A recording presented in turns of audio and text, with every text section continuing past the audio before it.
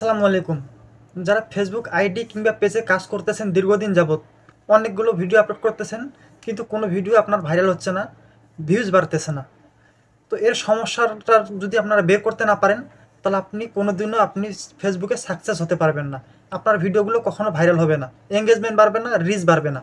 তো আজকে আমি আপনাদেরকে ছোট্ট একটি টিপস দিব। ওই টিপসটি মেনে যদি আপনি কাজ করেন, 100% আপনি অল্প দিনের মধ্যে ফেসবুকে সফলতা অর্জন করবেন।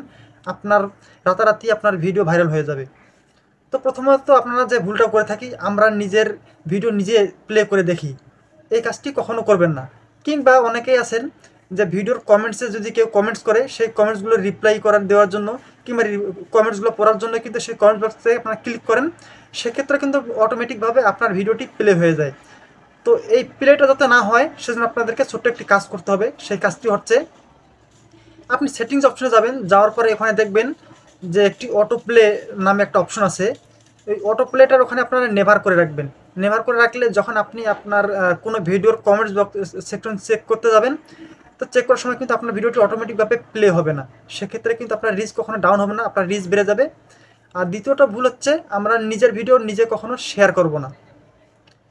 এই শেয়ারটা করলেই কিন্তু কখনোই ফেসবুক টিম আমাদের কোনো ভিডিও তারা ভাইরাল করে দিবে না। তো অবশ্যই আপনারা ফেসবুকের ভিডিও আপনারা নিজের ভিডিও নিজে দেখবেন না এবং শেয়ার করে দিবেন না।